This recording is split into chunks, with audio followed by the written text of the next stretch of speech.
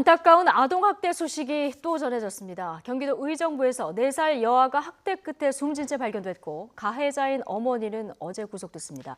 이 가정은 이미 여러 차례 학대 의심 신고가 접수됐던 것으로 드러나 아동보호체계에 허점이 있다는 지적이 나오고 있습니다. 취재기자 연결해보겠습니다. 김태민 기자. 네, 사회부입니다. 네, 잊을만 하면 이렇게 아동학대 범죄 소식이 들려오는데 이번에는 어떤 사건입니까? 네, 새해 첫날 벌어진 안타까운 일입니다. 지난 1일 경기도 의정부시의 한 가정에서 4살 배기 여자아이가 숨졌습니다. 경찰 수사 결과 30대 어머니의 학대가 있었던 것으로 드러났습니다. 새벽에 바지에 소변을 봤다는 이유로 아이를 화장실에 4시간 동안 가둬놓은 겁니다. 이날은 최저기온이 영하 10도에 가까웠던 엄동설안의 날씨였습니다.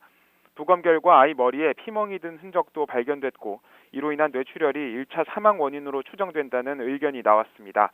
경찰은 아동학대 치사 혐의로 어머니를 긴급 체포했고 어제 구속영장이 발부됐습니다.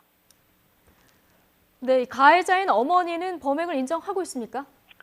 네, 맨 처음 진술에서 가해자인 35살 이모 씨는 아이를 폭행한 사실을 숨겼습니다.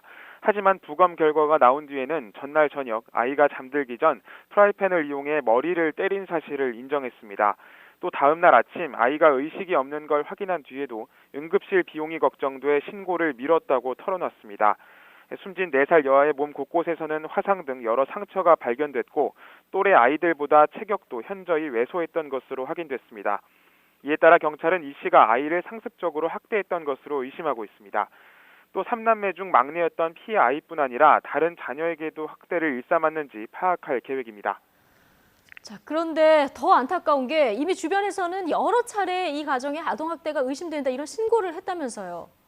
네, 이혼한 이 씨는 홀로 3남매를 키워왔는데 남편과 함께 살았던 3년 전부터 이미 여러 차례 아동학대 의심 신고가 이뤄진 것으로 확인됐습니다. 이 씨는 지난 2017년 5월 아이들을 돌보지 않고 내버려뒀다는 이유로 불구속 입건된 적이 있었고 남편 역시 같은 해 11월 자녀를 때린 혐의로 처벌받아 접근 금지 명령이 내려진 상태인 것으로 확인됐습니다. 이렇게 지난 3년 동안 최소 4차례의 아동학대 의심 신고가 접수됐고 그동안 세 자녀는 임시보호시설에 맡겨지기도 했습니다. 하지만 자녀들은 기관교육을 받은 부모의 손에 다시 맡겨졌고 끝내 이런 일이 벌어졌습니다. 아동보호기관의 말 들어보겠습니다. 부모님들이 열심히 교육을 받기는 했거든요. 부모 교육을 정말 아이들을 데리고 오려고. 그런데 그럼에도 불구하고 교육을 충분히 교육받았음에도 이런 문제가 생기게 되기 때문에 특히 사고 당일 며칠 전부터 지역 아동보호기관에서 여러 차례 가정 방문을 요구했지만 성사되지 않은 것으로 확인돼 안타까움을 더하고 있습니다. 보호 조치가 제대로 이루어졌다면 막을 수 있었던 사건이라는 지적이 나오고 있습니다. 네, 결국 폭력이 계속돼도 막지 못하는 이런 상황이 된 건데 이 현 시점에서 봤을 때 뭐가 가장 문제입니까? 네, 우선 짚고 넘어가야 할 부분은 이 가정에 대해 현재 우리나라 아동보호체계에서 할 수 있는 모든 조치가 이루어진 상태였다는 겁니다. 그동안에 이웃의 지속적인 아동학대 의심 신고가 있었고 이전에도 아동보호 전문기관은 경찰 등 수사기관과 현장 조사를 벌였습니다. 방임과 학대 정황이 확인돼 법원은 아동 임시보호 조치를 명령했고 가족 재결합 프로그램을 통해 가정 복귀가 이뤄진 겁니다. 결국 이번 사건을 막지 못한 건 부실한 사후관리 체계 때문이라는 지적이 나옵니다. 실제로 일선에서 일했던 아동보호 담당자들은 안타까움을 감추지 못하고 있습니다. 학대 위험이 있는 가정이라도 사후에는 일선 담당자들에게 강제처분 권한이 없어 힘든 점이 많다는 겁니다. 또 방임 단계에서는 부모 상담과 교육을 강제할 수 없다는 것도 문제로 꼽았습니다.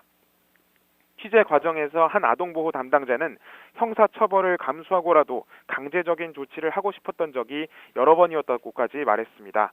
그러면서 반복적인 아동학대에 대해서는 이전보다 강화된 조치가 이루어져야 한다고 강조했습니다. 따라서 이번 사건을 계기로 부모의 양육권과 아동보호라는 두 사안을 어떻게 다뤄야 할지에 대해 사회적인 논의가 필요하다는 지적이 나오고 있습니다. 지금까지 사회부에서 전해드렸습니다.